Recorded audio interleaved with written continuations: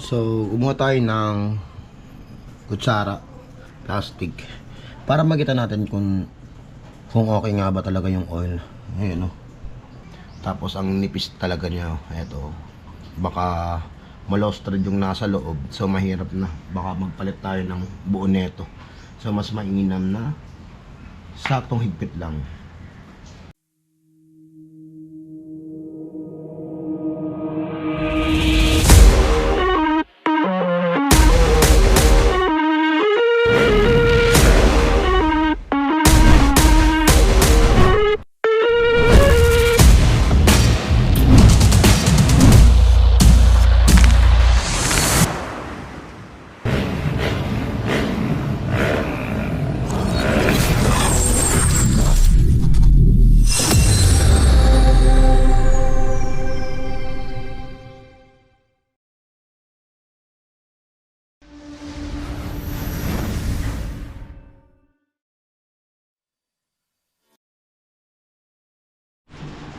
So what's up guys, morning.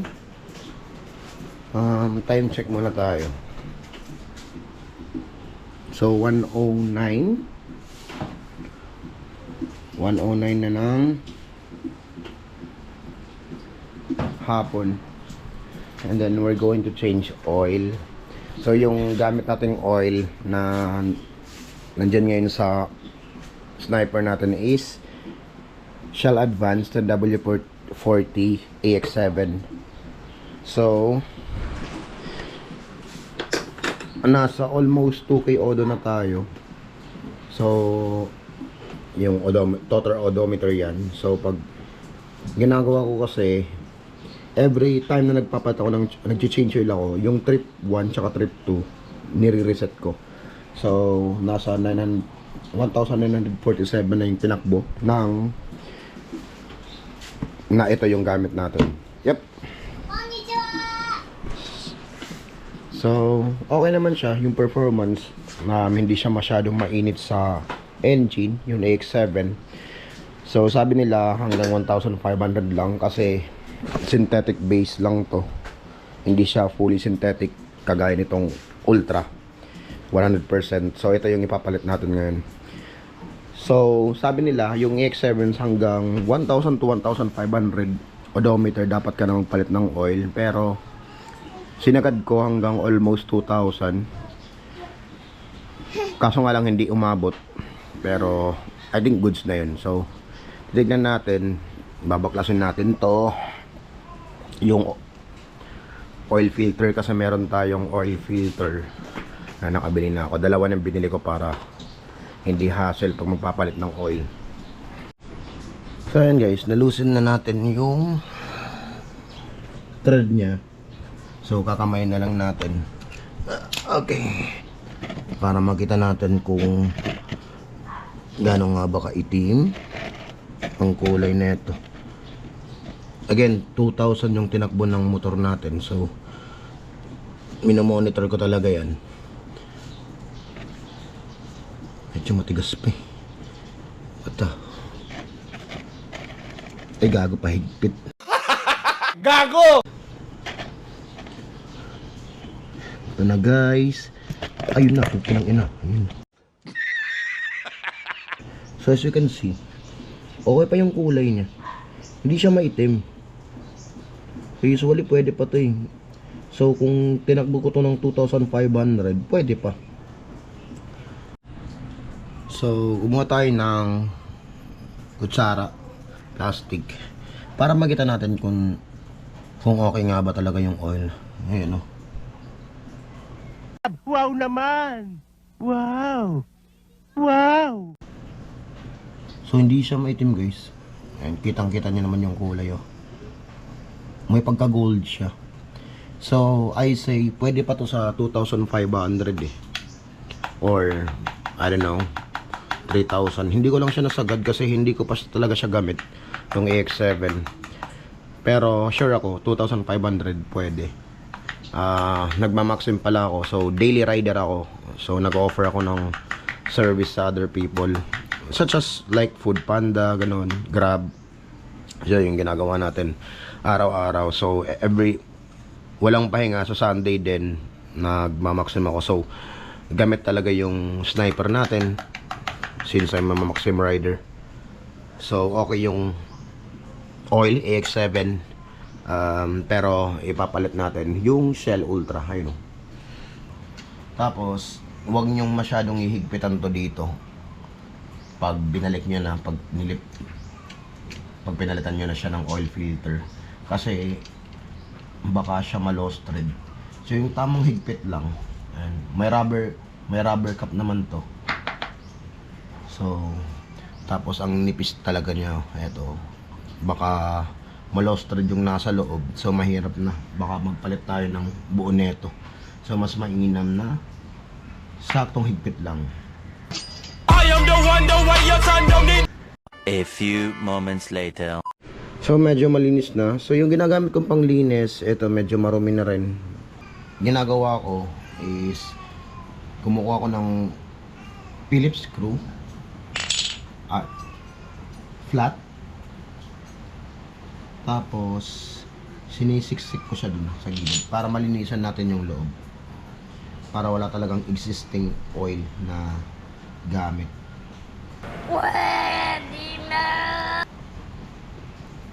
And medyo okay na, malinis na siya. Yung iba yung ginagawa is kumuha sila ng cotton buds, tapos sinisiksik nila dito para malinisan na maigi. Pero sayang naman yung cotton bud. So ito na ginawa ko, DIY na lang. So malinis na siya. So pwede na natin siyang ikabit. Then dito naman tatanggalin natin to, tapos linitan na rin yung loob. Papalitan natin siya ng oil filter kasi hindi na pwede to. So basura na to. Okay, let's go. Diyan ka na. Hindi na pwedeng, mahirap naman kasi kung washable oil filter magpapatuyo. So 25 pesos lang naman yung oil filter, mura lang. And then pag sa Shopee kayo bumili, meron nata doon mga bulk type, mas makakatipid kayo. So yun nga yung gagawin ko next time eh. So bibili ako ng marami para hindi na hassle sa akin magpalit. Hindi na ako pupuntang downtown para bumili ng oil filter. So, di ba? Para mas makatipid. Siyempre, siguraduhin natin yung review. Bago kayo mag-order sa Shopee, tignan niyo muna yung review kung legitimate yung seller. Tapos pag maganda yung feedback, yun talaga ginagawa ko bago bumili ng product sa Shopee.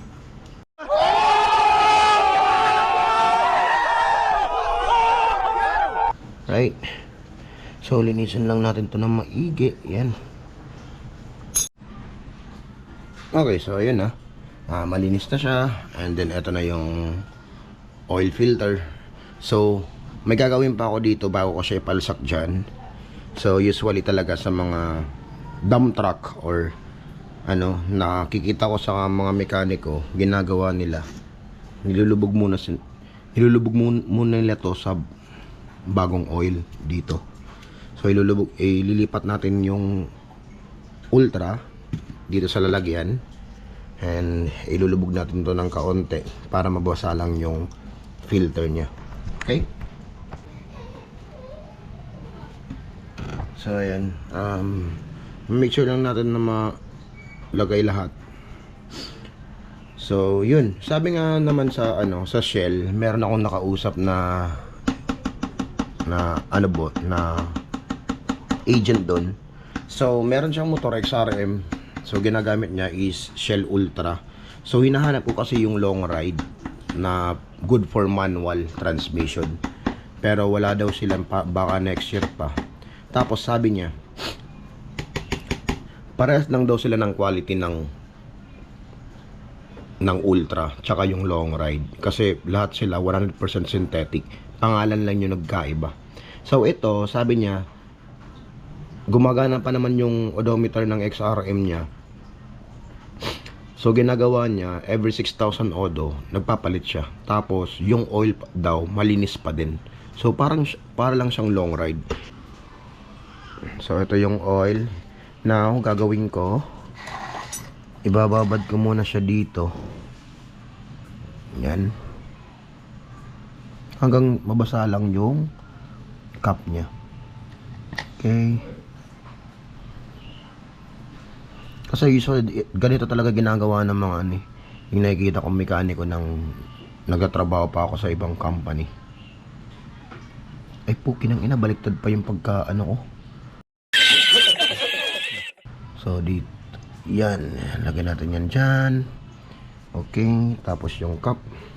So ayusin mo, make sure na yung cup nakakabit ng mabuti bago nyo ibalik. So, saan na yun? Ay dito sa taas. Yun. Okay. Now, higpitan natin ng dahan-dahan. Okay. Okay, bumaon na siya. Pero hindi ko pa siya higpitan. Binabaon ko lang muna yung tatlo para pantay sila. Now, ikot tayo ng yun, konti lang. Yun.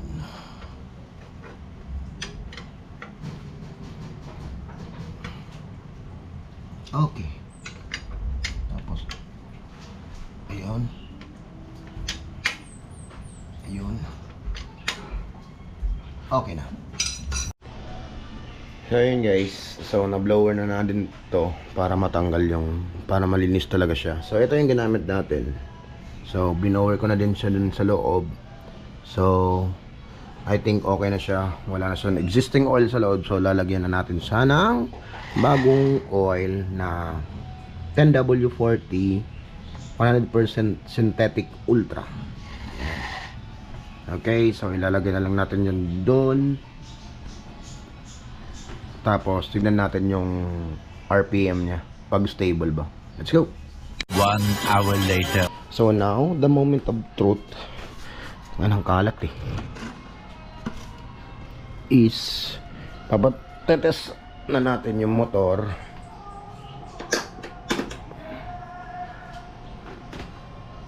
So eto ginagawa ko. So naka trip 1 na siya. So i-reset natin yan. Yan 0 tapos trip 2 0. Tapos yung total odo niya is 15,719. Yan. Now test natin yung RPM.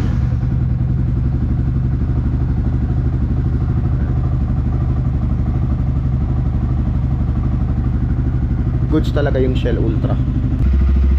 Tapos smooth siya sa engine, hindi siya masyadong maingay.